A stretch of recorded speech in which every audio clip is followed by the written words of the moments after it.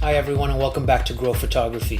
In today's video, I'm going to give you the 7 steps to becoming a great photographer.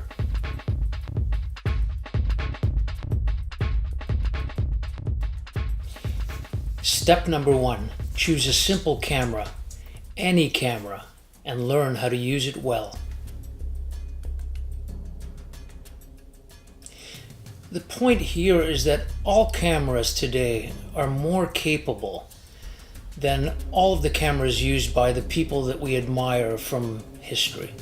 So if we look at all the great photographers of the past, all of them had technologically inferior cameras to what we have today. Even this iPhone has more capability. If you think about what we can do with this, we can shoot high-rate video, high-resolution stills, the convenience, the lightweight of this. Even this iPhone is more than capable of capturing all the images you're ever going to need. Learn about shutter speed, aperture, and ISO, and all those things a lens can do to change how your picture looks. Step 2, and I think this is the most important step in your evolution as a photographer. Make pictures of things you care about.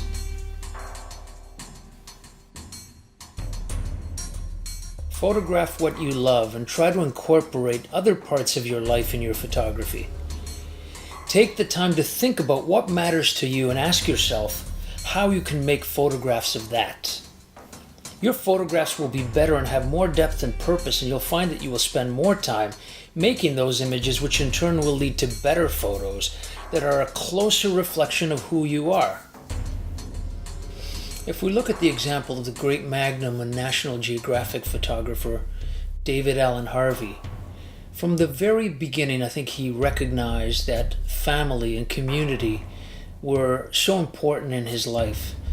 It's what he believed in, it's what he stood for. And his very first book at the age of 20 was a reflection of that, where he documented the lives of he moved in with and documented the lives of a black family in Norfolk, Virginia, and created the resulting book, Tell It Like It Is, which was published in 1966. This book happened to be his big breakthrough as a photographer. Here's a great quote from David Allen Harvey that means a lot to me and to this second step here. I think it's very telling. Don't shoot what it looks like.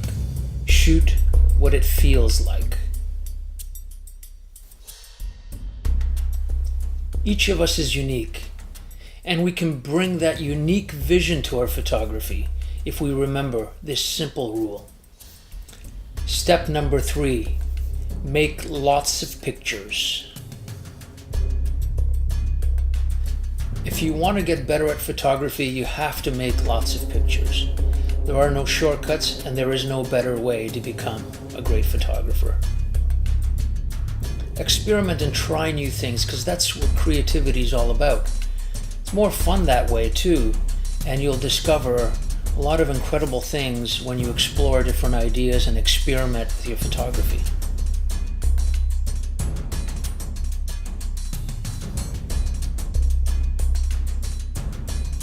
Step number 4, edit your work closely.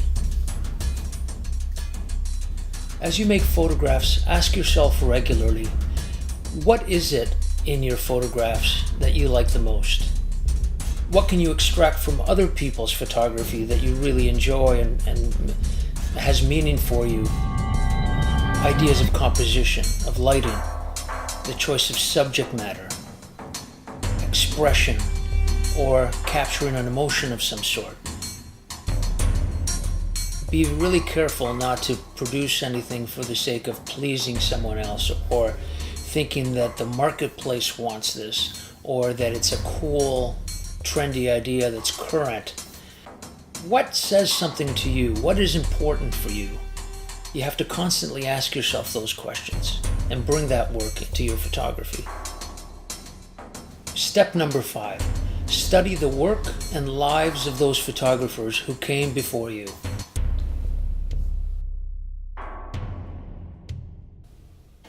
Now, why is this important? If we study the history of anything, we recognize what has been done and what there is still left to do in terms of exploring new areas of photography. So that's a healthy thing for an artist and for a photographer, to really know what came before you, what sort of techniques and ideas. And when you study the work of these people, you not only learn some amazing things about their process, but also that they had many struggles and challenges in their lives. This allows us to appreciate what we inevitably need to go through to live the photographic life.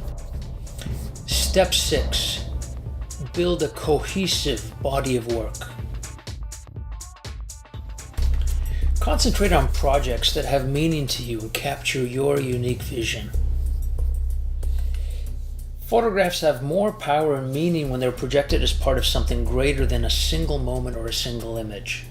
That's not to say that there's no power in a single image. There can be, we all know the line, a picture is worth 1,000 words, or a photo is worth 1,000 words. It's so true. A single image can have a lot of impact, but there's even more relevance to a body of work when you can produce a body of work over time that says something about the subject matter you're capturing.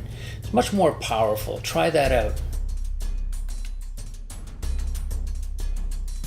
This is part of my own process. When I come back home and if I'm out making pictures, I will typically quickly review my images, and if there are images that speak to a particular project, and I always work on a group of projects over a long term. If it's a portraits project, I'm doing a project called The Streets of Toronto, and it's a portrait project of strangers that I shoot on the streets of Toronto. If I come back with an image that really I feel can be part of that project, I'll quickly put it aside in a selects folder and eventually maybe use that for that project. So I always have 3 or 4 projects brewing in my mind, and they're always long-term projects that can last months or years. And I try to think about that before I go out and shoot, and then when I'm reviewing the images as well. I'm always asking myself, can these images be part of that project? Step 7, enjoy the journey and be patient. Photography is a lifelong endeavor, and if you do what you love, people will recognize that passion. People will want to be around someone who is passionate and who knows what they want. And I find that that's a great way to live your life. But it won't happen overnight. It's a lot of hard work. And if you enjoy the journey, then it will never feel like work. So I encourage you to just think about that as step number 7.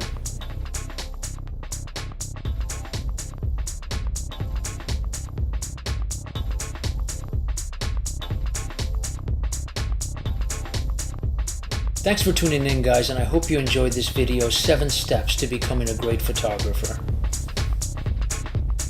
Please like and subscribe and leave your comments down below. I'd love to hear what you have to say about these 7 steps, and I look forward to seeing you in the next video.